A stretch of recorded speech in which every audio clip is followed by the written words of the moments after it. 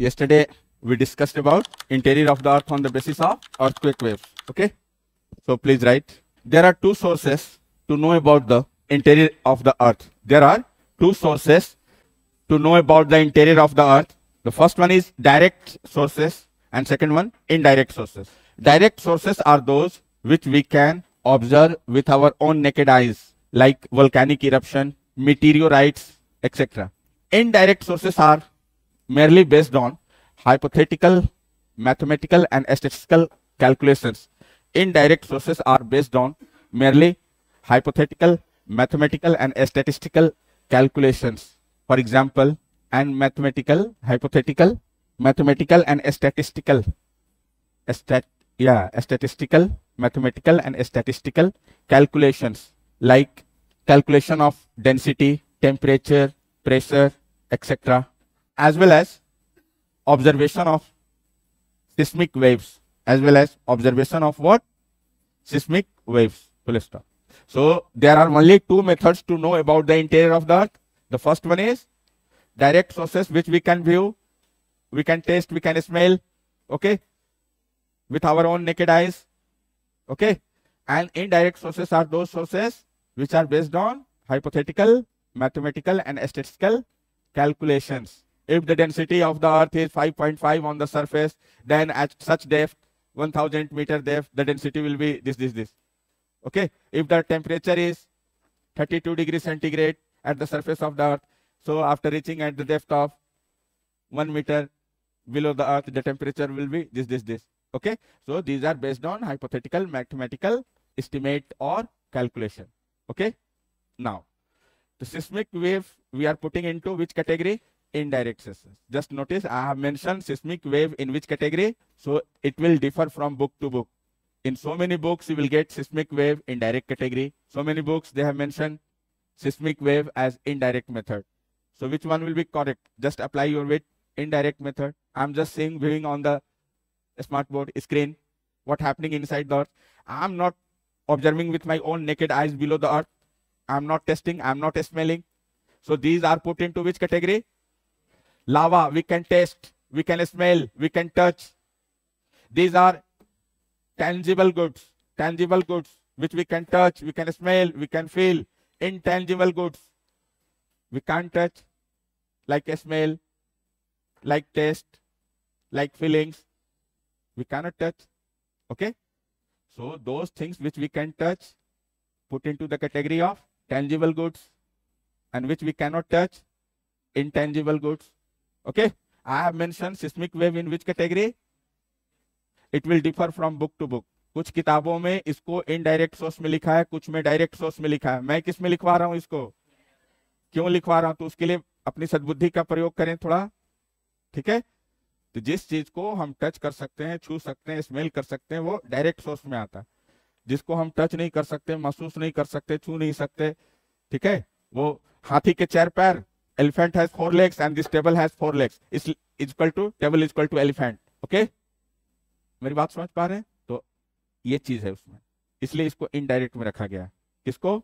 छू के पकड़ लो, पी वेव को पकड़ लिया, एस वेव को पकड़ लिया, नहीं पकड़ सकते. कई लोग आते हैं बाद में, सर आपने इनडायरेक्ट में लिखा है, उसमें ये फलाने एनसीईआरटी में ये लिखा है, फलाने किताब में ये लिखा है, ढिमकाने किताब में ये लिखा है. हम कह रहे भाई मेरे, थोड़ा सा कॉमन सेंस दिया है भगवान ने, थोड़ा उसका इस्तेमाल कर लो. डायरेक्ट किसको बोलेंगे? जिसको हम छू सकते हैं, जिसको महसूस कर सकते हैं, जिसको टच कर सकते हैं, अपनी आंखों से ऑब्जर्व कर सकते, देख सकते हैं कि हाँ ठीक है, वो सारा डायरेक्ट है. इसी को अगर कोई आप में से एमफिल पीएचडी करेगा, आगे देखना उसमें रिसर्च के टाइप होते हैं, टाइप्स ऑफ रिसर्च. तो ये भी एक टाइप ऑफ रिसर्च ही है, डायरेक्ट मेथड वाला. ठीक है. इंपेरिकल रिसर्च बोलते हैं. बहुत तरह के रिसर्च होते हैं, x post factor research, empirical research, बहुत तरह के रिसर्च होते हैं. कोई दिक्कत किसी को? चलो पैराग्राफ चेंज करते हैं. So there are 3 types of seismic wave. There are 3 types of seismic wave: P wave, S wave and L wave. P wave fastest among all the seismic wave and can travel in solid, liquid and gas medium, okay. S wave do not travel in liquid medium, whereas L wave again passes in all the mediums. Solid, liquid, gas. So it is evident from the above fact that S waves are intermediate between P wave and L wave, when these waves passes through interior of the earth, when these wave passes through interior of the earth, when these wave passes through interior of the earth, they give different pictures, they reveal different information about the, interior of the earth. These waves reveal different information about the interior of the earth. देखिए क्या मिलता है हमको, यही असल, अब यहाँ से एग्जामिनर आपको यही चीज ढूंढे। ये अभी तक का इंट्रोडक्शन टाइप का था, क्या है पी वेव, सब हम लोग पढ़ चुके हैं कल। आओ पैराग्राफ चेंज करके, कल नहीं लिखवाया था ना, उसी का पार्ट है, वही मेंशन करें। इसके बाद नेक्स्ट टॉपिक हमारा अगला जियोमैग्नेटिज्म और पैलियोमैग्नेटिज्म होगा। तो एस वेव क्या कैरेक्टरिस्टिक था, मेंटल में जा रहा था एस वेव तो क्या हरकत कर रहा था, कहीं कहीं लॉस हो जाता था, कहीं कहीं गुप्त हो जाता था, विलुप्त हो जाता था, और कहीं कहीं पास ऑन हो जाता था। तो इसके इस हरकत से हमें क्या अंदाजा लगता है कि सेमी सॉलिड है या सेमी लिक्विड है। जहां जहां उसको सॉलिड मिला पास कर गया, कौन, एस वेव, और जहां जहां उसको लिक्विड मिला ट्रैप हो गया। तो इस बेसिस पे हम क्या अंदाजा लगाएं, हम तो नहीं गए जमीन के अंदर, आप में से कोई गया है, नहीं गया, कोई साइंटिस्ट, तो कैसे पता चला कि mental semi solid semi liquid है, उसके इस बिहेवियर के बेसिस पे एस वेव का जो हरकत कर रहा है, क्या हरकत कर रहा है, कहीं कहीं गायब हो जा रहा है, कहीं कहीं पास हो रहा है, और हमें पहले से पता है कि एस वेव लिक्विड में ट्रेवल नहीं कर। तो नेक्स्ट लिखिए, when S wave passes through mantle, this is mantle not mental, okay, when S wave passes through mantle, somewhere they are trapped, whereas at some places they smoothly pass on, okay. This characteristic clearly indicates that mantle is somewhat semi solid or in semi liquid state. Mantle is somewhat in semi solid or semi liquid state, comma, again these S waves are unable to, these S waves are unable to cross the outer core, unable to pass the outer core. The S wave, they are unable to cross the outer core. Again justify that outer core is in somewhat liquid state, liquid condition. Outer core is in somewhat liquid state or liquid condition. Next देखिए, उसी में S wave they get deflected maximum up to 105 degree, और बता चुके हैं कहां से major करेंगे 105 डिग्री, हाँ फोकस के ठीक ऊपर एपिसेंटर 90 डिग्री, वहां से 105 degree. So S wave maximum they can deflect up to 105 degree. Is it clear to all of you? Move on, next aspect. P wave when they reaches in the outer core, क्या होता है बताओ लो, refraction take place. When P wave reaches in the outer core, refraction take place, and refraction is the property of solid or liquid state. Refraction take place and refraction is the property of liquid state. So we can clearly assume that our outer core is in liquid state. So we can clearly say that our outer core is in liquid state. Next देखिए, उसी में एक last line, discontinuity के बारे में कल बताया, repeat करिए, कोई आदमी बोलो क्या बताया था डिसकंटिन्यूटी में।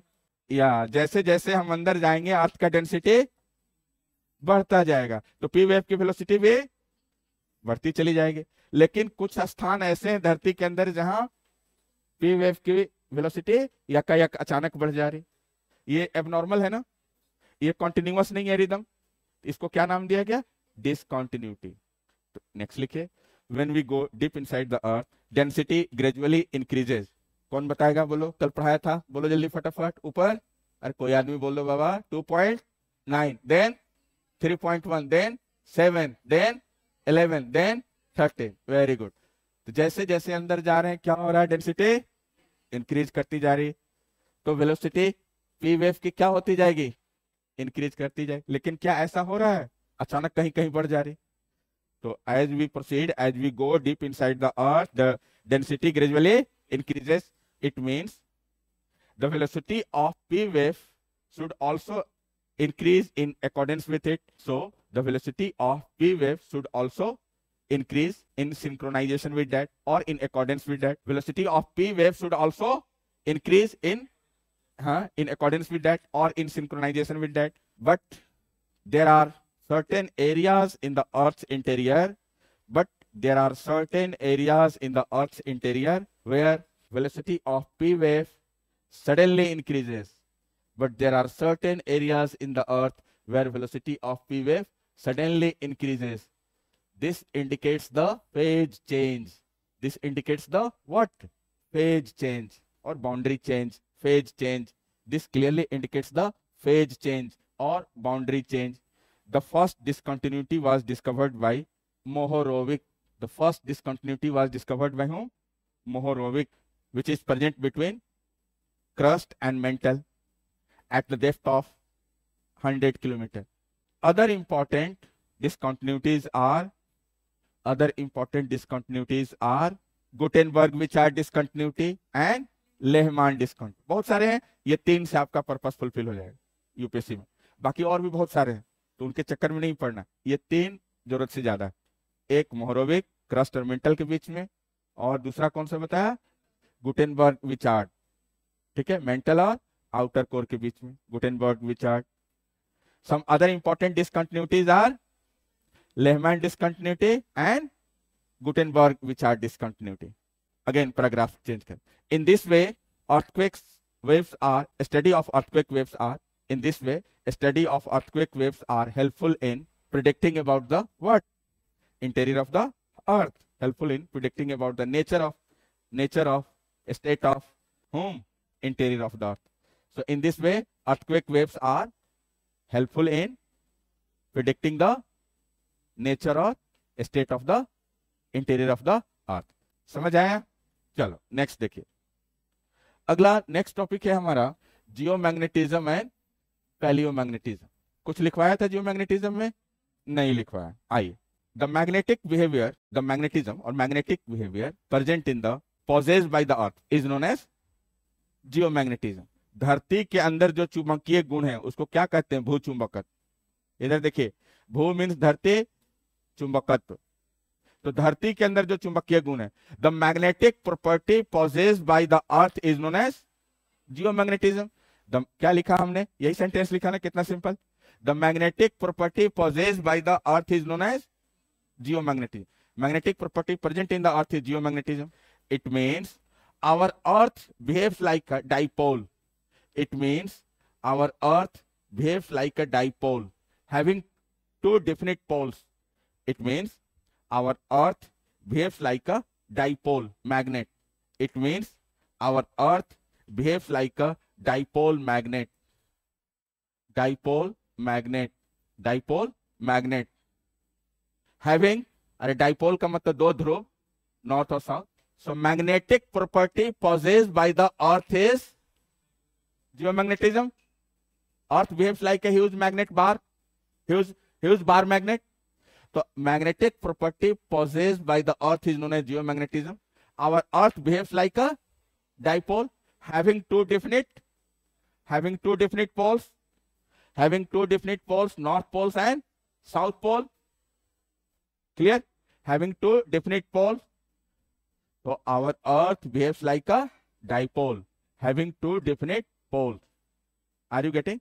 I will explain each and everything how our earth behaves like a magnet. कहां से आया मैग्नेटिज्म अर्थ के अंदर? ठीक है, कई तरह का इस पे ओपिनियन है, सारी डिस्कस करेंगे. So our earth behaves like a bar magnet. Next point, having dipole. Our earth behaves like a bar magnet having dipole means two definite poles, north poles and south poles. यहां तक समझ में आई मेरी बात? So where is this magnetism present inside the earth? Recently I concluded the interior of the earth topic. अभी खत्म किया ना, तो कहीं मिला मैग्नेटिज्म इसमें मेरे को?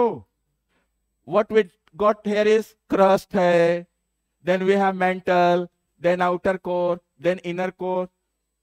Is there any magnetism present here? So what our class teacher, she taught us in class 8th, science teacher, she said there is a huge magnet lying inside the earth. So I read so many books in geography. I never found any magnet there. What I found is crust, mantle, outer core and inner core. Is there any magnet present here? So कहां से आ गया magnetism? वही तो समझना है आज की class में. मेरी बात समझ पा रहे हैं आप लोग? How our earth behaves like a dynamo. How our earth behave like a dynamo or dipole. Dipole means having two pole, दो पोल है, नॉर्थ पोल और साउथ पोल। कैसे आया मैग्नेटिज्म अर्थ के अंदर, सारी चीजें डिस्कस करेंगे।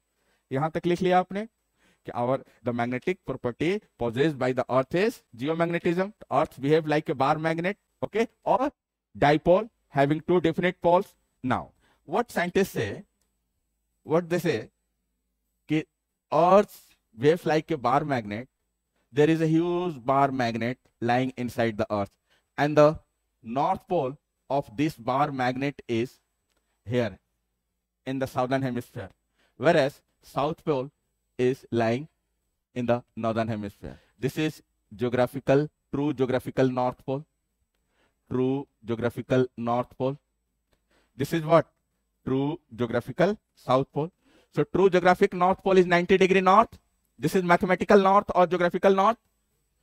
Earth is almost 360 degree, 360 degree है ना? We are treating earth at 360 degree. So here, this is what? Geographic north pole and geographic south pole. So true geographic north pole or mathematical north pole, okay, it is 90 degree north and it is lying in somewhere in which ocean? अरे कहां पर है ये? Arctic ocean में। नाम सुने ना Arctic वगैरह। South pole 90 degree south. तो अर्थ को एक हम सर्किल मान लें तो सर्किल के सभी एंगल कितने डिग्री होते हैं? तो ये सर्किल का टोटल एंगल कितना हुआ? 360 डिग्री। तो इसका एक ये नॉर्थ है एक्सट्रीम पॉइंट और ये एक साउथ है, 90 डिग्री नॉर्थ और 90 degree south. So true geographic north pole और mathematical north pole it is lying in the Arctic Ocean, whereas true geographic south pole और mathematical south pole it is lying somewhere in कहां पे? Antarctica, 90 degree south. ये बात समझ में आई? अब देखो जरा, the mathematical north is, yeah, this one, mathematical north or geographical north are same, but magnetic north is completely different from geographic north. मेरी बात समझ पा रहे हो? Our Earth's magnetic north pole it is lying here in the southern hemisphere and magnetic south is lying in the northern hemisphere. Agree? अभी सब proof करें। देखो, here magnetic line of forces emanating from the north, एक question है UPSC का previous year का। magnetic line of forces emanating from north and goes towards the south, ऐसे magnetic line of forces, इसके जद में इसके ये इंटेंसिटी कर सकते हो, स्ट्रेंथ कर सकते हो मैग्नेट का, इसके जद में इसके इन्फ्लुएंस में जो भी आएगा फेरो मैग्नेटिक पार्टिकल, फेरो एलवाई, उसको क्या करेगा? खींच लेगा। तो these are magnetic line of forces just emanating from the southern hemisphere and going towards the northern hemisphere. Is it clear to all of you? Since our magnetic north pole is in reality it is in the southern hemisphere and magnetic south is in reality it is in the northern hemisphere. मेरी बात समझ पा रहे हैं? अब जा देखो, इसी को समझना है यहीं पर। और magnetic line of forces north से निकल के किधर जा रही है?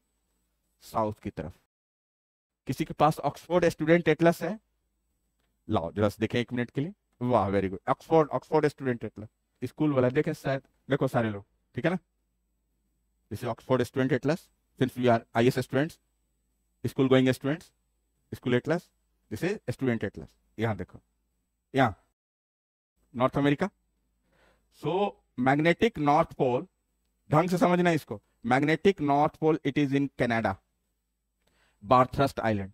क्या लिख रहा है? कौन सा पोल लिख रहा है? मैग्नेटिक, रेड कलर का जो है क्या लिखा है? बोल दो जरा, जस्टिफाई कर दो। बार्थरस्ट आइलैंड। ये रेड वाला क्या है? नहीं, ये मैग्नेटिक पोल लिख रहा है, ये है लिखा है मैग्नेटिक पोल। कौन सा? नॉर्थ लिखा है कि साउथ लिखा है? नॉर्थ। क्या लिखा है इसमें? नॉर्थ लिखा है। कौन सा पोल लिखा है? ये नॉर्थ। अब आओ जरा इसको देखो सारे लोग। Suppose this is our earth, round shape. So in reality, hello, for our all the calculation we are assuming this as north, but in reality it is south because north repel each other. ये अगर कोई एक bar magnet है, so what will happen if we will place same pole here? They will repel each other, but if there will be two opposite poles lying here, they will attract each other. इसी को क्या बोलते हैं? यही ना dipole, magnetic dipole. So same pole, repulsion, opposite pole. Clear? अब देखो जरा सा, यहीं पे गड़बड़ होती है, इधर देखो बाबू सब लोग. So in reality the south is north, but for our calculation, for our studies, this is north. We are treating it as north, but in reality it is south. अब मेरी बात समझ में? Suppose I have this pen, this is magnet, of course magnetism is present. ये देखो, इसको टान लेगा, है ना, इसमें मैग्नेट है. देखो इधर, this pen having magnetic property, two poles here, north and south. In reality, north is lying in the southern hemisphere. धरती के साउथ की तरफ नॉर्थ है और नॉर्थ की तरफ. आई बात समझ में? कोई दिक्कत किसी को? So magnetic north is actually lying in the southern hemisphere and south magnetic pole is lying in the northern hemisphere. It is inside the earth. It is inside the earth. But for our reference, but for our study, but for our all the calculation, we are treating this one is as north. ये धरती के ऊपर ये north हो. क्यों? If you will put a free magnet hanging here with the help of a thread, what will happen? It has a definite north and definite south. तो इधर देखो तो सारे लोग, तो इसका नॉर्थ किधर मुड़ जाएगा? इसको धरती के ऊपर रखेंगे तो जिधर साउथ है उधर नॉर्थ हो जाएगा, और जिधर नॉर्थ उधर, यही होगा ना. अगर एक मैग्नेट को हम धागा से टांग दें, if I put a free hanging magnet here, what will happen? It will have definite north, definite south. It will align with the earth's magnetic field. तो अर्थ का मैग्नेटिक फील्ड जिधर नॉर्थ है उधर ही नॉर्थ होगा, उल्टा होगा ना. तो जिधर नॉर्थ है उधर साउथ होगा, जिधर साउथ है उधर. तो देखो, अगर अर्थ के अंदर I having this pen, this one is north and this one is south, and I am having this different pen, I am standing on the earth surface, this is lying inside the earth, this is north, this is south. What will happen? Just opposite to that. इधर north है, इधर south है. धरती के ऊपर ये south हो जाएगा, ये नॉर्थ हो जाएगा. अब समझ में आई? कोई दिक्कत किसी को?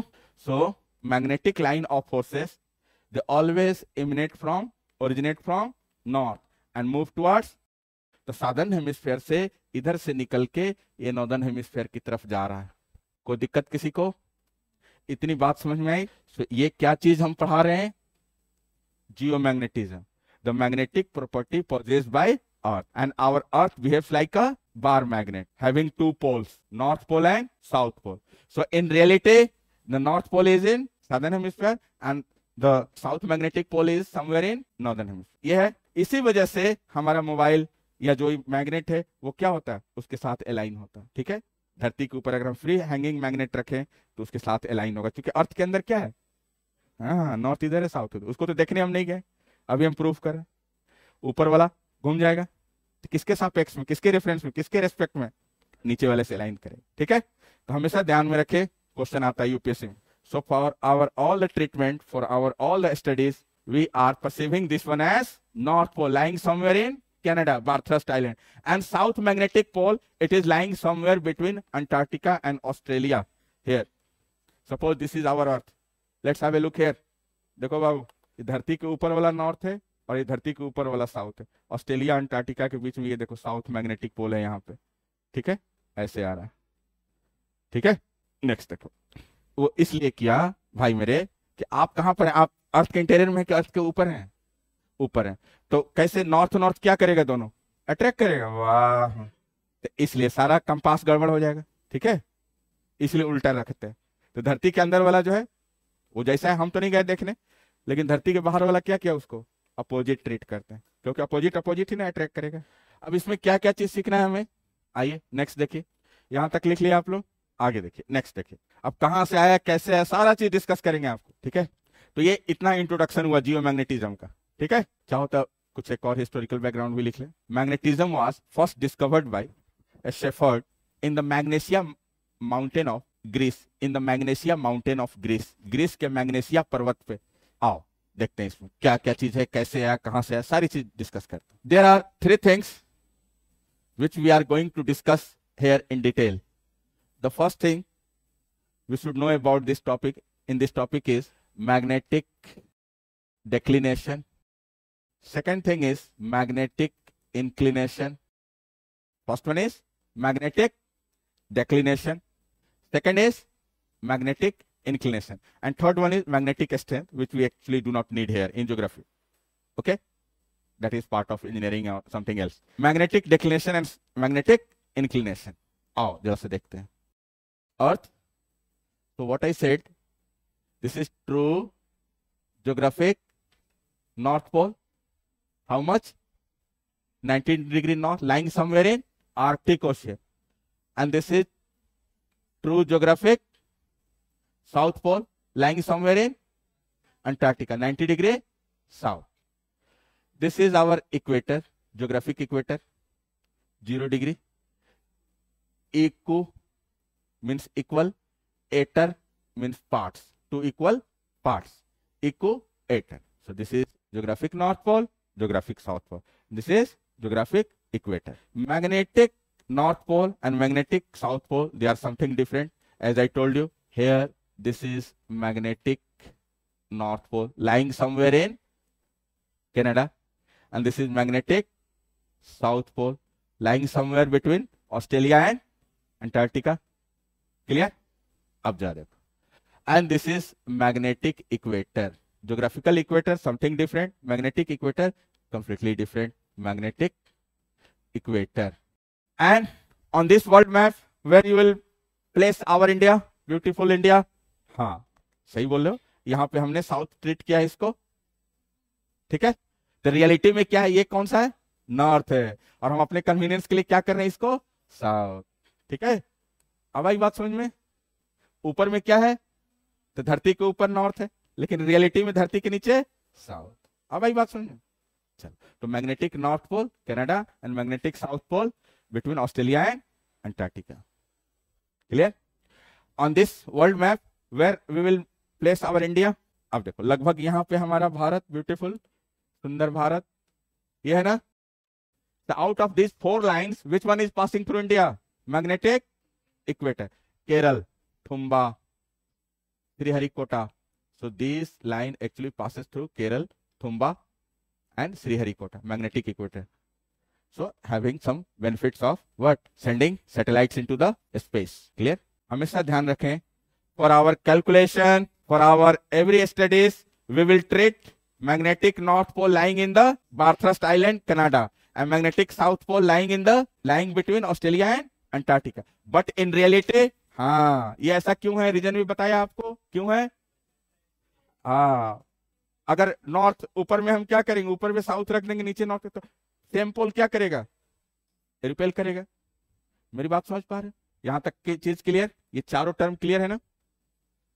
This question has already been appeared in UPSC. Okay. Magnetic equator passes through India also. सिर्फ इंडिया से पास करेगा. अच्छा यहाँ कौन सा कॉन्टिनेंट है बोलो तो भैया. हेलो. अफ्रीका से भी पास करेगा. और यहाँ कौन सा कॉन्टिनेंट है, इधर से भी पास करेंगे. अब देखो तो हेलो इस मैप पे अगर हम बात करें. अच्छा we have already red colour. This one is what, magnetic north pole और मैग्नेटिक साउथ पोल, है ना. चलो, और दिस इज मैग्नेटिक इक्वेटर. थोड़ा सा ज्यादा हो गया है, ऐसे पास ऑन हो रहा. मैग्नेटिक इक्वेटर, ठीक है. What about geographic equator. This is geographic equator और geographic north pole and geographic south pole. 4 चीजें क्लियर हैं तभी आगे बढ़े हम. Is this clear to all of you. ये क्या हो रहा है, इधर देखो, मैग्नेटिक नॉर्थ पोल और ज्योग्राफिक नॉर्थ पोल, इसके बीच कुछ एंगल बन रहा है ना. इसी को हम बोलते हैं मैग्नेटिक डेक्लिनेशन. क्या बोलते हैं, declination. Here this magnetic north pole having tendency to move with respect to our geographic north. इधर देखो, ये आज अभी मैं क्लास लेने आ रहा था, अभी की बात है, अभी 10 मिनट पहले ये पता चला कि मैग्नेटिक नॉर्थ पोल ये घूम के इधर आ गया, साइबेरिया में आ गया, इधर आ गया. साइबेरिया यहाँ है ना, रसिया में, ठीक है. साइबेरिया में तो एक जगह का नाम है. तो मैग्नेटिक नॉर्थ पोल ये now it has move towards this region and sometimes it's completely flipped. In past recorded Earth history, the magnetic north pole becomes south pole and south pole become north pole. Complete polarity, complete magnetic reversal take place. In our recorded history, it has occurred not just once or twice, but for 4 times. There is complete change of polarity. North become south and south become north. ये 4 बार ऐसा हो चुका है धरती पे, just before the lockdown, just before the year 2020, that is in 2019 this question has appeared in UPSC. उसी साल 4 बार change किया था. It has completely flipped 4 times, God knows. ये 4 बार मैग्नेटिक पूरा इधर हो गया और ये पूरा इधर हो गया. एनीवे, कहां तक लिखे आप लोग? South is north and north is south. यहां तक हो गया. अब आओ देखिए नेक्स्ट साइड, उसी में पैराग्राफ चेंज कर, उसी कंटिन्यूस पैराग्राफ चेंज कर. Magnetic declination. Suppose I'm just passing a plain piece of paper here, plain piece of paper here. एक कागज का टुकड़ा इसमें से पास करा रहा है, A4 साइज का पेपर. प्लेन मतलब A4 साइज का पेपर समझ. तो this is A4 size paper. Okay, just passing here. Gauhar, A4 size का पेपर हम पास करा रहे हैं इसमें से. एक प्लेन पास करा. ठीक है, कहां से? ज्योग्राफिक नॉर्थ से, ज्योग्राफिक साउथ से. And again this plane of paper passing through magnetic north and magnetic south.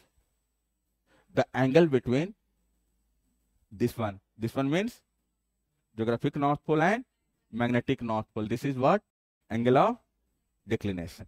If you pass a plane vertically passing through geographic pole, geographic north pole, vertically passing through geographic north pole, again it is passing through magnetic north pole. If a plane, hello क्या लिखे बताइएगा? If a plane passing through geographic north as well as magnetic north as well as again if you imagine it passes through magnetic pole, then we will get a. अच्छा, मेरे पास कुछ है हाथ में, देखो तो कोई नोट्स कुछ है, देख के पढ़ाने वाला सिस्टम नहीं, तो हम एक्सटेम्पोर बोलते हैं. हर बैच का यही तो खासियत है, एक जैसा नोट्स नहीं हो, कॉपी पेस्ट नहीं होता मेरा.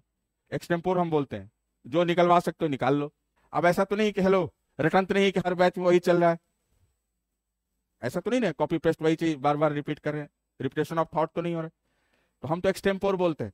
तो अपने आसपास के मित्रों से पूछ लो, कोई छूट गया तो आप पूछोगे जी सर पहला लाइन क्या बोला, तो सर को क्या पता पहला लाइन क्या बोला. तो इसके लिए अपने पीयर ग्रुप से अपने देखिए आसपास के ये से पूछिए कि क्या छूट गया भैया. और उसको छोड़ो, अगर मैं छूट भी गया अपने से क्या लिखोगे सोचो. इधर देखो, इधर अगर मान लो सब लोग देखो, आप ही को नहीं बोले, सबके लिए बोले, इधर देखो.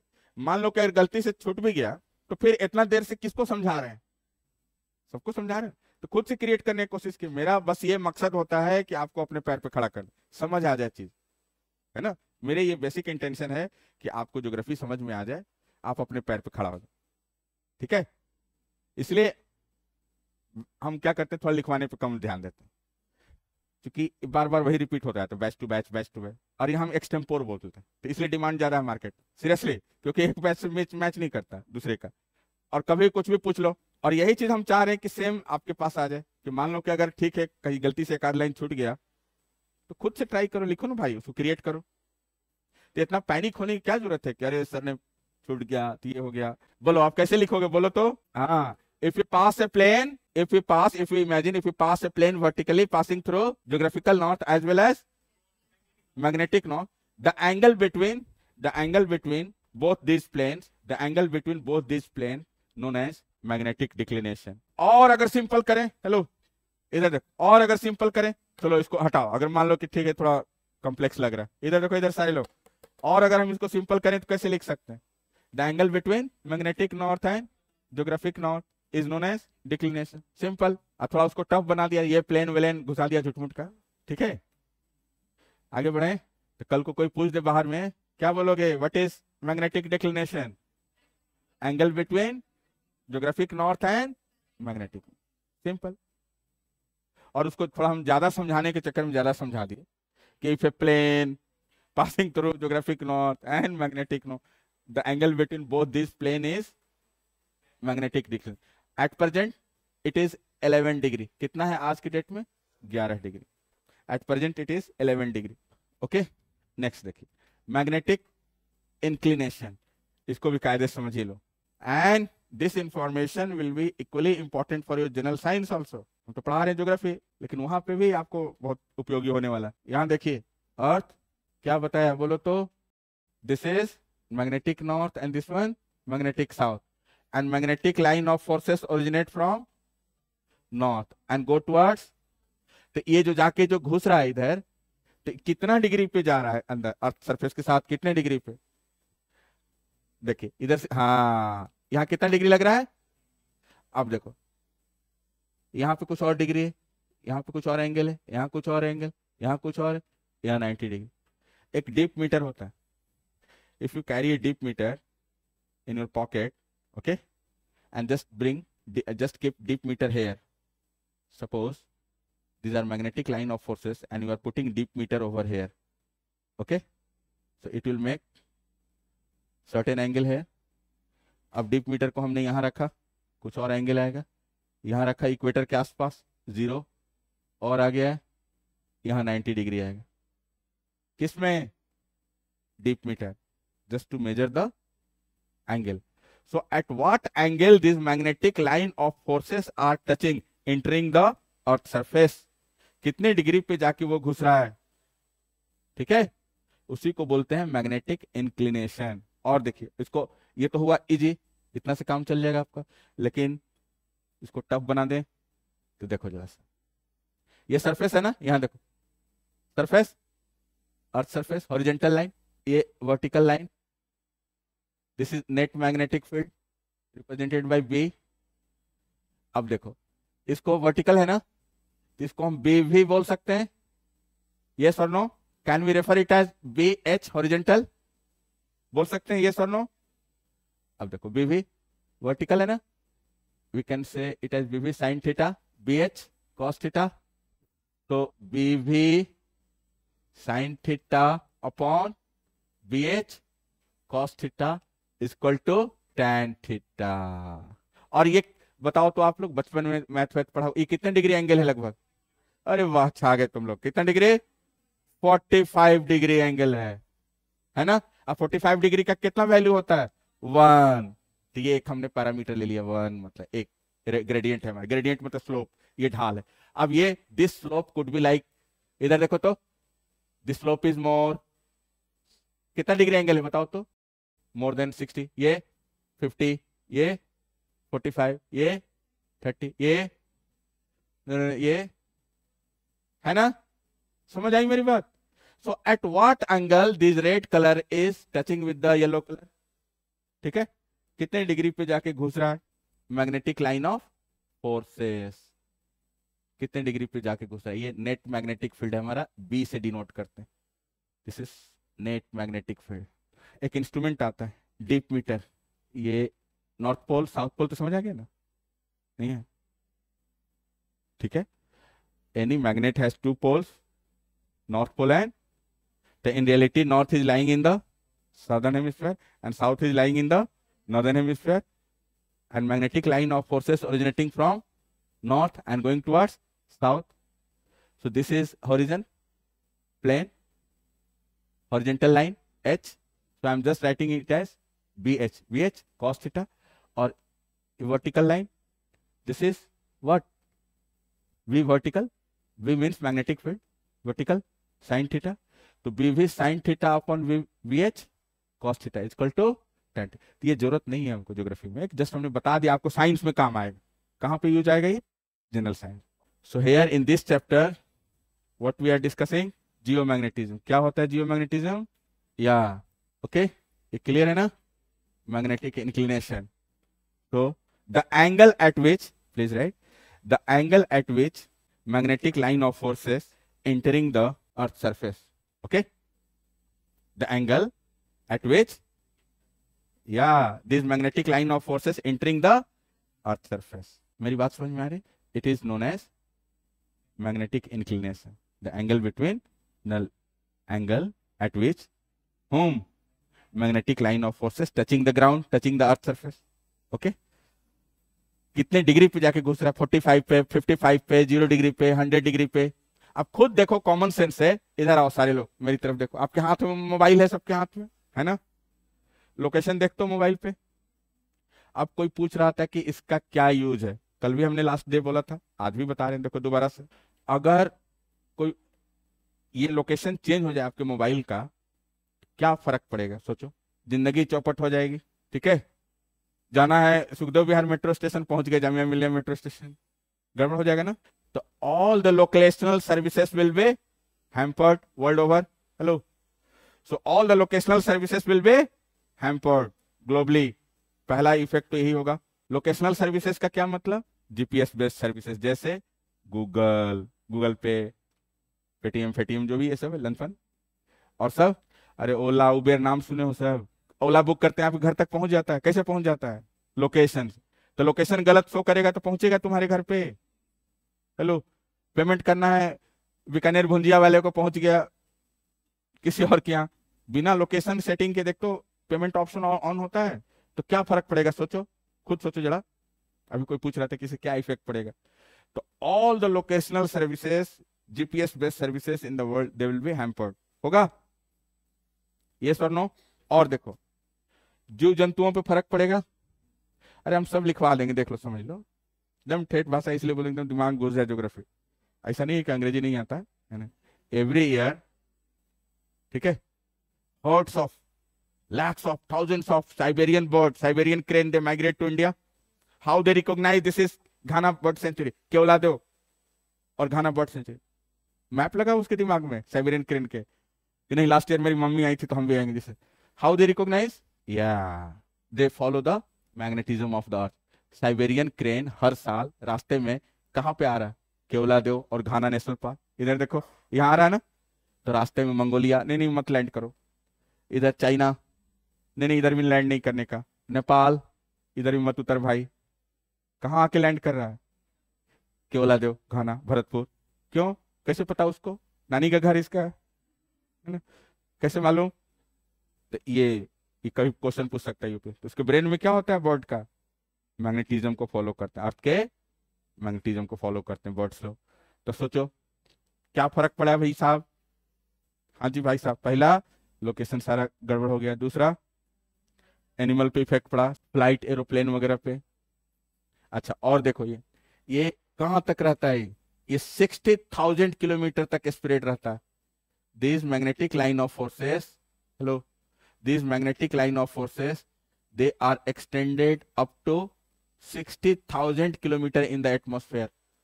They are just like a shield. They are just like a protective barrier to humankind, mankind. Okay? Life is possible on this planet. God has endowed us with so many kind of what? Protection. The first one is ozone layer. Then magnetic layer. It is extended up to how much kilometer? 60 kilometer, 60,000 kilometer in the space. 60,000 kilometre तक धरती फैला हुआ ऊपर बाहर तक। ठीक है? It protect us from entering harmful magnetic radiation of the sun और अदर स्टार्स और other planets to the earth. जो हार्मफुल मैग्नेटिक रेडिएशन उसको धरती तक पहुंचने नहीं देता, रोक लिया। ए जा भाई जा, उधर ही रिपेल कर दिया। मेरी बात समझ में आई? ये चीज। और आपको लेटेस्ट बताऊं, हम भी आप लोग के साथ हम भी पढ़ते रहते हैं, द हिंदू, इंडियन एक्सप्रेस। जितना आप पढ़ते हो उससे ज्यादा हम लोग पढ़ते हैं। आज का लेटेस्ट बता रहे हैं, scientist have discovered the electric field, there is electric field also around the earth. आज का लेटेस्ट, अब आप लोग को नहीं पढ़ा, नेक्स्ट बैच जो होगा उसको बताएंगे, there is an electric field also.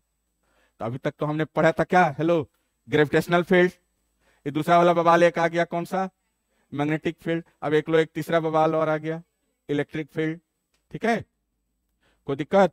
Next देखिए, अब इसका क्या इंप्लीकेशन है, क्या इंपॉर्टेंस है इन सब चीजों का। तो देखो, ये कहां तक बताया हमने?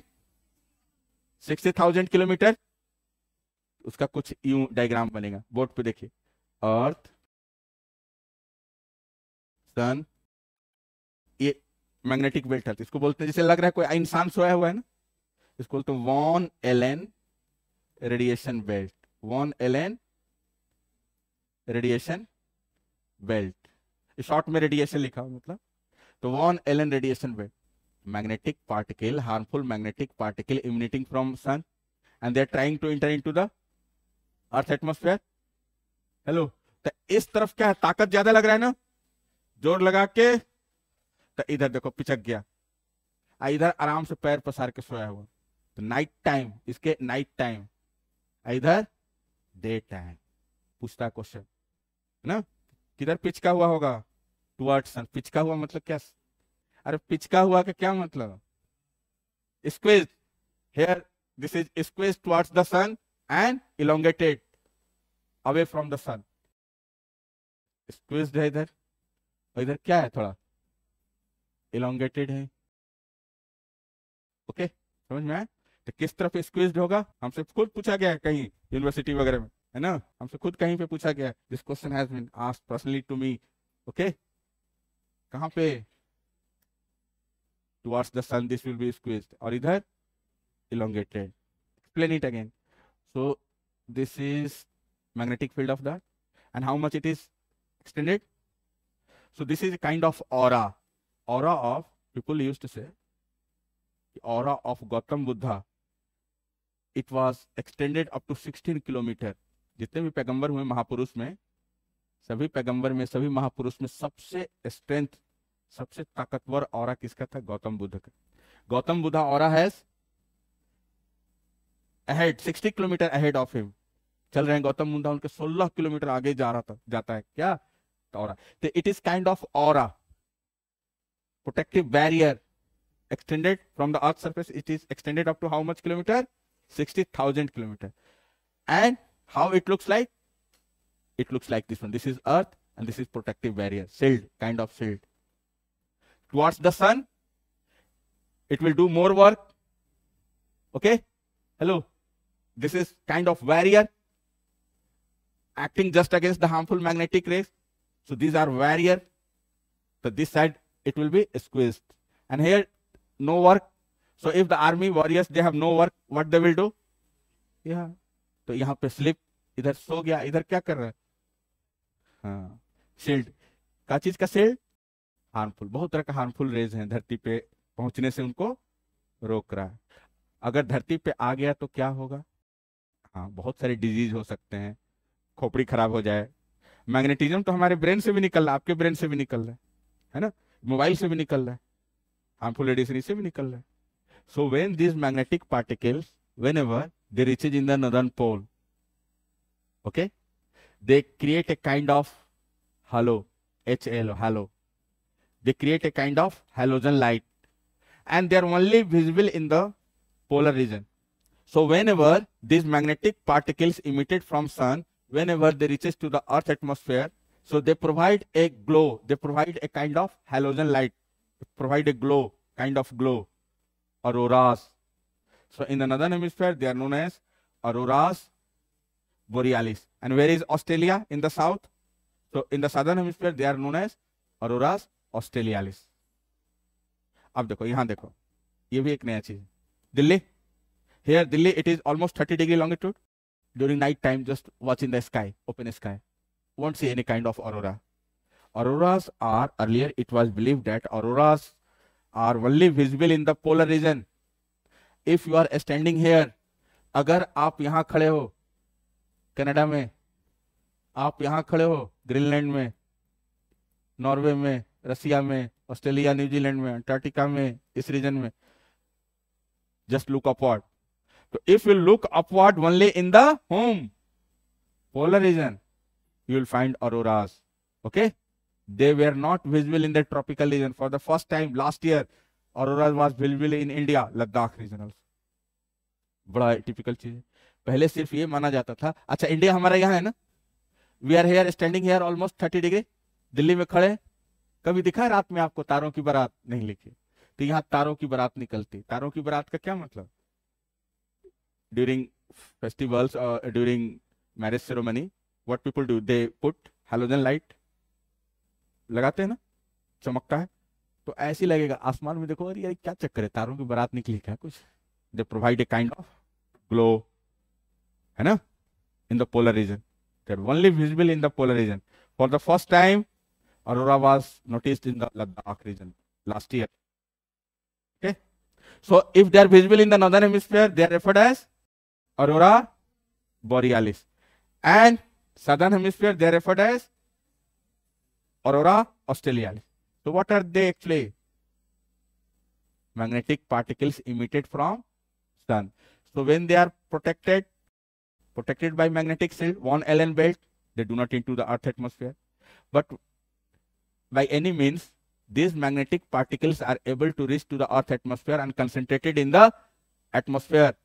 They provide a kind of glow, sudden glow, very beautiful glow they will give. Okay. So these are known as what? Auroras, polar lights. Auroras means what? Polar lights. Aurora. So I am here writing auroras borealis. और south वाले को Australia, देखो south में है ना, ऑस्ट्रेलियालिस। Borealis north वाले को और साउथ वाले को ऑस्ट्रेलियालिस। ठीक है, आए आ गया होगा गलती से मैग्नेटिक पार्टिकल, अभी आए नहीं कभी, हमेशा इसके मुंडी पे देखोगे। मुंडी के क्या मतलब, जैसे कि आप रसिया में खड़ो, कनाडा में खड़ो, ऊपर देखो बड़ा चमक रहा है यार, क्या चक्कर है रात, इधर नहीं दिखता है। कभी दिखा है दिल्ली में आज तक? इधर नहीं दिखा, सिर्फ इधर, इसलिए इनका नाम ही है पोलर लाइट्स। तो कोई पूछ दे कि है क्या चीज है क्या वास्तव में? Magnetic particles. गलती से अर्थ के एटमॉस्फेयर में आ गए, घुसने से पहले उसको किसने प्रोटेक्ट कर दिया? हाँ, मैग्नेटिक शील्ड ने। लेकिन किसी कारण से इंटर कर गया एटमॉस्फेयर में तो चमकने लगे, इंटरेक्ट करे।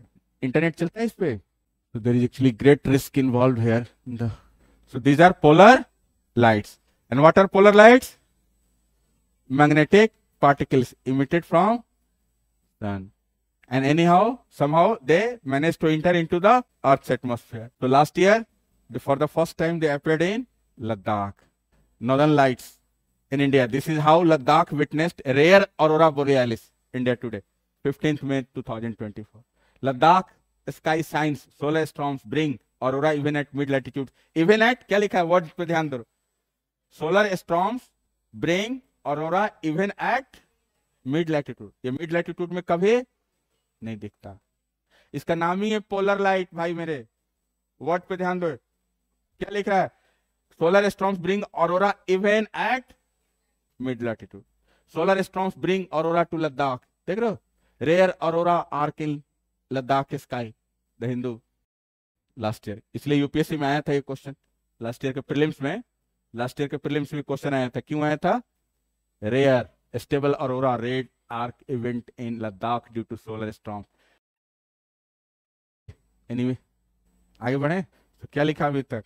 मैग्नेटिक इंक्लिनेशन, मैग्नेटिक डिक्लिनेशन, उसी में लिखे। इंपॉर्टेंस, आगे देखिए, importance of geomagnetism. Magnetic studies are very helpful in GPS based services, location based services, GPS based. They are also used by many bird species. They are also used by many bird species. These are helpful in navigation as well as resource finding. संसाधनों की खोज में. They are also useful in finding new resources by the satellites. They are also useful in resource finding. Okay? Or availability of groundwater. Resource में भी आता है ना, underground water is kind of resource. So they are useful in resource finding, bracket में लिख लो, like underground water, prediction of underground water table, bracket में please write in bracket, prediction of underground water table, petroleum shales, prediction of underground water table, petroleum shales, shales is kind of rock, petroleum shales, etc. Petroleum shales, SHELLS, SHELLS shales, petroleum shales. So these are the importance of what? Geomagnetism. ठीक है, इन सब चीजों में इसका इस्तेमाल होता है। Okay, so in this context even I taught you about the aurora borealis also and aurora rout. एक लाइन लिख लो, ऐसे टॉपिक का हिस्सा नहीं था ये, सिंस यू आस्क्ड तो हमने बता दिया। लिख लीजिए, इसको भी साइड में लिख लो एक दो लाइन। ऑरोरा बोरियलिस और aurora australis are kind of polar lights. Aurora borealis and aurora australis kind of polar lights, kind of polar lights. These are magnetic particles. These are magnetic particles emitted from sun, and anyhow these are magnetic particles emitted from sun and anyhow manage to enter Earth's atmosphere and provide a kind of sudden glow and provide a kind of sudden beautiful glow. Provide a kind of sudden glow, एक तरह का glow दे रहा, glow मतलब चमकने लगा, अच्छा लगता है, अभी दिखाया ना photo, and provide a kind of sudden glow. ऐसी गाना थोड़े बन गया, तारों की बारात, कोई फिल्म में आया था ना शायद, तारों की बारात। Next one is reversal of polarity. Sometimes reversal of polarity, sometimes the north magnetic pole become south magnetic pole and vice versa. Vice versa समझ रहे हैं ना, साउथ नॉर्थ होता है, north south and vice versa. The present magnetic pole is situated in the Bathurst Island of Canada. The present magnetic pole is situated in the Bathurst Island of Canada. Bathurst, B-A-R, bar, T-H-R-U-S-T, thrust. Bathurst Island of Canada. The present magnetic pole is situated where? In the Bathurst Island of Canada. It moves with respect to geographic North Pole. it moves with respect to geographic north pole. Sometimes it moves towards Siberia region, sometimes it moves towards Siberia region, and even sometimes there is complete reversal of polarity, and even sometimes there is complete reversal of polarity. Clear? माने ठीक है, अभी के date में कितना degree है magnetic declination? 11 degree. ठीक है, वो क्या होता है, वो चेंज करता जाता है। तो आज क्या चीज हमने बताया? मैग्नेटिक डिक्लिनेशन और मैग्नेटिक इंक्लिनेशन, ज्योग्राफी से जोड़। ठीक है, अब एक क्वेश्चन पूछे आप लोग से, एक बार एक ही ऑप्शन मिलेगा, ज्यादा नहीं, बस वी हैव ओनली 2 ऑप्शंस। चलो अब खोजना अपने घर पे जाके सारे लोग, है ना। अच्छा, मोबाइल में हम लोकेशन ऑन करते हैं ना, ये मोबाइल में कोई भी, जैसे हम मैप जैसे ऑन किया, लोकेशन ऑन करते हैं ना, तो इसमें नॉर्थ डायरेक्शन दिखाता है ना, तो कोई भी लोकेशन मोबाइल में आप देखते हो ये नॉर्थ डायरेक्शन दिखा रहा है। ठीक है, तो क्या चीज है ये मैग्नेटिक डिक्लिनेशन है कि मैग्नेटिक इंक्लिनेशन है? अब इसको घर पे जाकर सोचना थोड़ा। ये जो लोकेशन सर्विसेज हम यूज कर रहे हैं ना, मैप में नॉर्थ डायरेक्शन शो होता है ना, तो क्या चीज है ये जो लोकेशन नॉर्थ जो शो करता है, ये नॉर्थ इज दिस वन, है ना।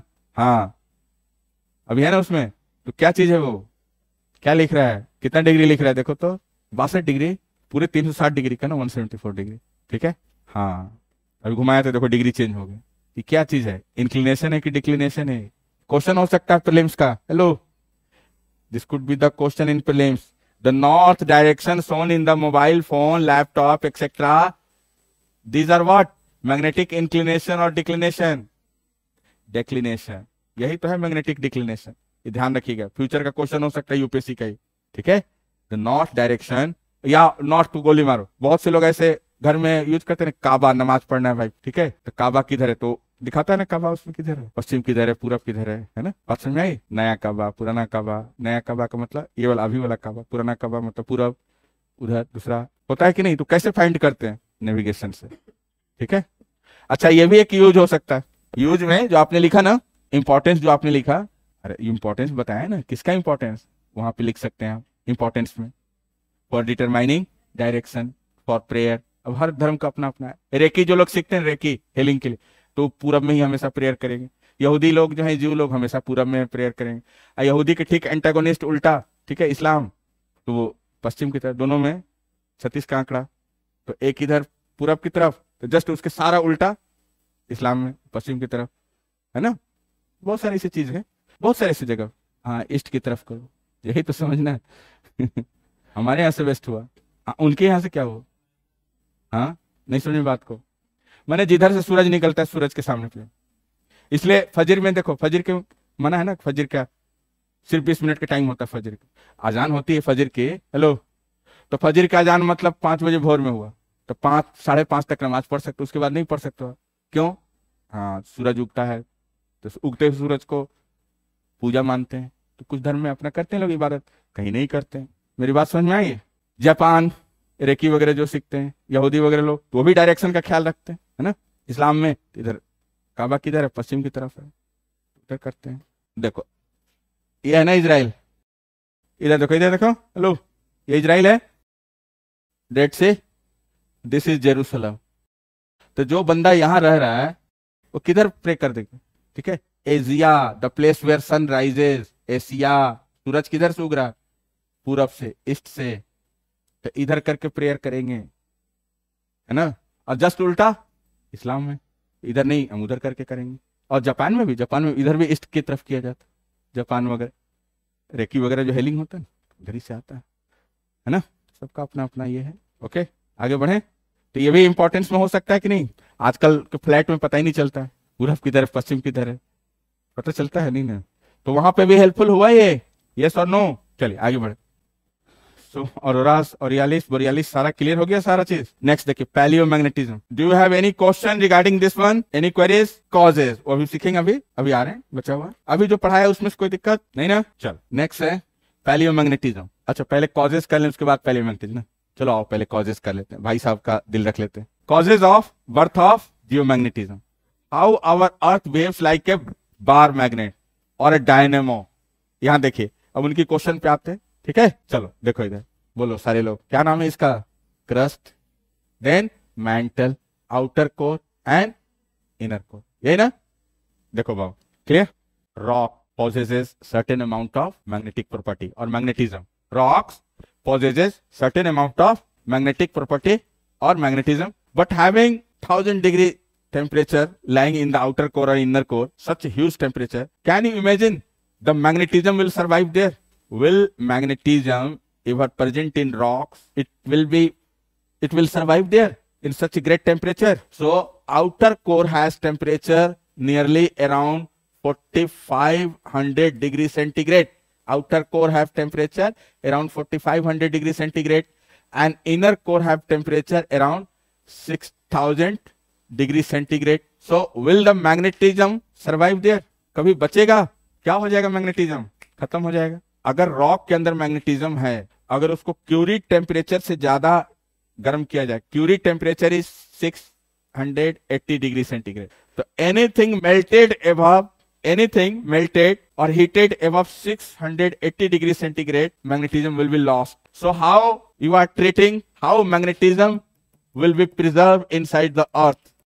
I just started this class on this note. Our earth behaves like a bar magnet, and the north is lying in the south and south is lying in the north. If there is any sort of magnetism present in the earth, so all the magnetic property will be lost. कभी बचेगा magnetism?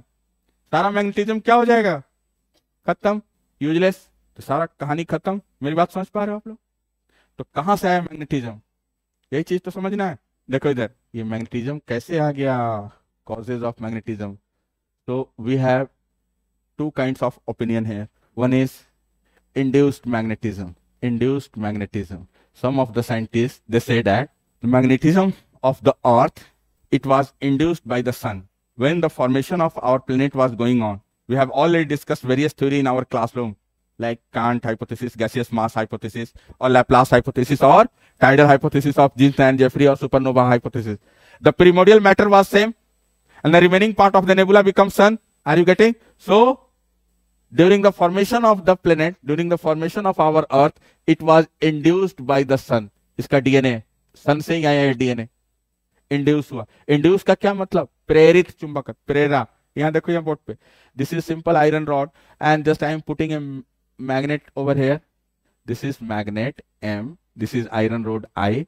If I just tie this iron with the magnet and supply electricity, okay, in this iron rod, the iron rod will be converted into a bar magnet. Suppose this is a magnet and simple iron rod. So if I will tie this iron rod with the magnet and supply electricity in it, this iron rod will be converted into sure.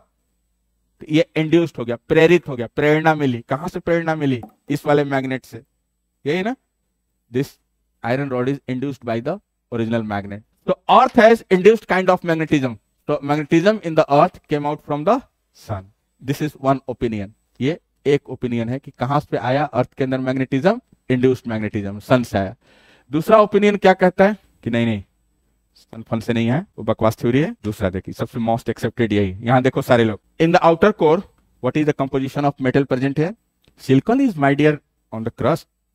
Siyal, sima, nife, nickel and having ionic property. Agree? Nickel and ferrous, silicon, aluminium etcetera, silicon, magnesium.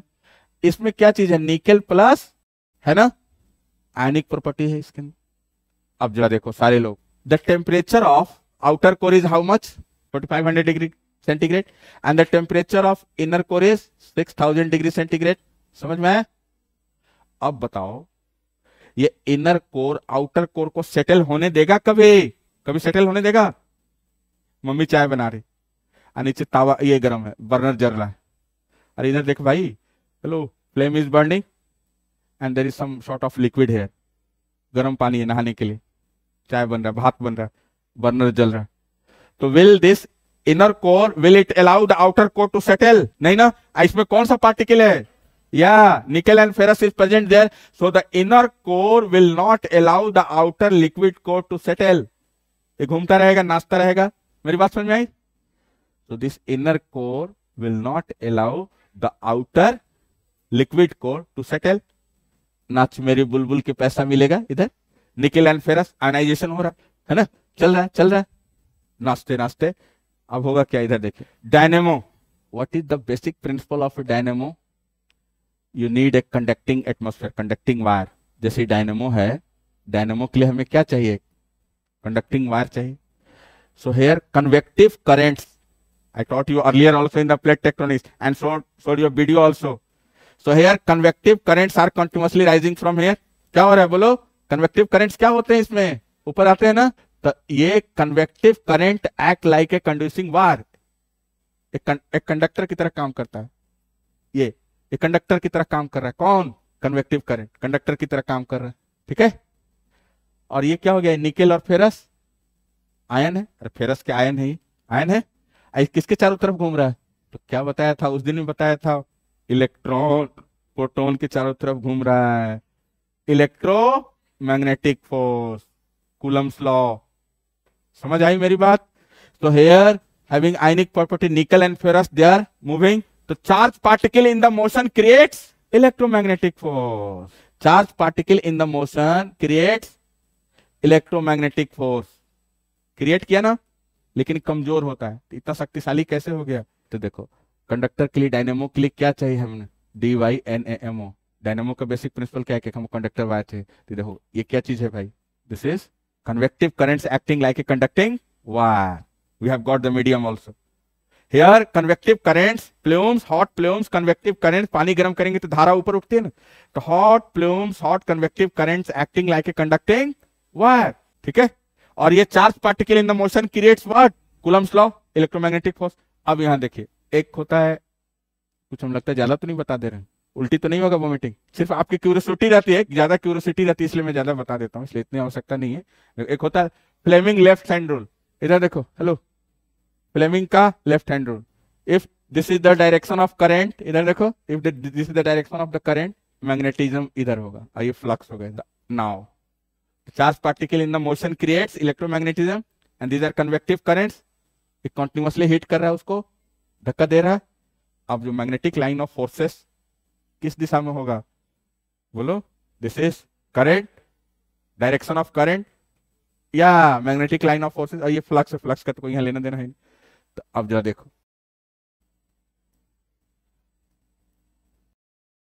मेरी बात समझ में आई? पल्ले पड़ा? समझ आई मेरी बात? कोई दिक्कत? तो कूलम्स लॉ क्या होता है? Coulomb's rule, charge particle in the motion creates electromagnetism. और दूसरा फ्लेमिंग्स लेफ्ट हैंड रूल. हो गया. तो लिख लो कॉजेज ऑफ मैग्नेटिज्म. जियोमैग्नेटिज्म मैंने अर्थ के अंदर मैग्नेटिज्म, जियोमैग्नेटिज्म मतलब अर्थ के अंदर मैग्नेटिज्म कहां से आया, इसके बारे में क्या कॉज बताया. There are two major hypothesis regarding the origin of. There are two major hypotheses regarding the origin of magnetism, regarding the birth of origin of magnetism in the earth. The first one is induced magnetism. Some of the scholars believe that magnetic properties in the earth originally came out from the sun. Magnetic property in the earth originally came out from the whom? Came out from the sun. During the formation of this planet, it was induced by the sun. ये हुआ है. Second I modern hypothesis, modern opinion. Modern opinion क्या कहते हैं? एक तो हो गया पुराना, एक ये विचारधारा है. दूसरा क्या कहता है? Modern opinion. ओके, वो क्या कह रहा है? देखिए, modern opinion. It believe that earth behave like a self-sustaining dynamo. Earth behave like a self-sustaining dynamo. The Earth's outer core temperature is 4500 degrees centigrade and it is in liquid state, whereas Earth's inner core temperature is 6000 degrees centigrade, whereas Earth's inner core temperature is 6000 degrees centigrade, and it is Earth's inner core temperature is 6000 degrees centigrade. 6000 degrees centigrade, and it is in almost super solid state.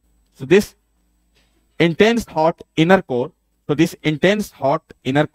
do not allow the liquid outer core to settle. As we know, the liquid outer core have nickel and ferrous materials. So when these charged particles are in motion, creates electromagnetic force. If you want to write in bracket Coulomb's law, ऐसे भी होता है coulomb, और ये भी होता है, दोनों स्पेलिंग से, दोनों सही है, ठीक है। अरे both are correct. So do not, एक सेकेंड, जस्ट सेकेंड, सेंटेंस पूरा करें। ब्रैकेट में क्या लिख लिया, Coulomb's law. So this is kind of weak magnetic force, this is kind of weak magnetic force, ये थोड़ा वीक होता है। This is kind of pre existing weak magnetic force, this is kind of pre existing weak magnetic force which is further intensified by convective currents. This is kind of what? Weak magnetic force, which is further intensified by convective currents. Weak magnetic force further intensified by convective currents. Okay? जी बोलिए। हाँ, super solid है ये। Material का 3 form होता है, solid, liquid, gas. State of matter है solid, liquid, gas, ठीक है। और इसी का अगला फॉर्म है सुपर सॉलिड, इसी का अगला फॉर्म है सुपर लिक्विड, इसी का अगला फॉर्म है सुपर गैसियस फॉर्म। तो अभी तक हम लोग बचपन में 3 पढ़ते हैं, सॉलिड, लिक्विड, गैस। इसी सुपर सॉलिड को लोग नाम देते हैं प्लाज्मा स्टेट। हाँ, सॉलिड मतलब ये सॉलिड नहीं समझने का आपको, नेचर उसका बॉल है, हॉट बॉल है, सॉलिड है। छोटे मोटे बच्चे, तेरी मुट्ठी में क्या है, मुट्ठी में दुनिया है ना। गोल बॉल है, रोटेट करता हो, वो एक तरह का ब्लैक होल है, वो पूरा हाथ में एकदम सारा मास एक जगह कंसंट्रेटेड है, ठीक है। Is this clear to all of you?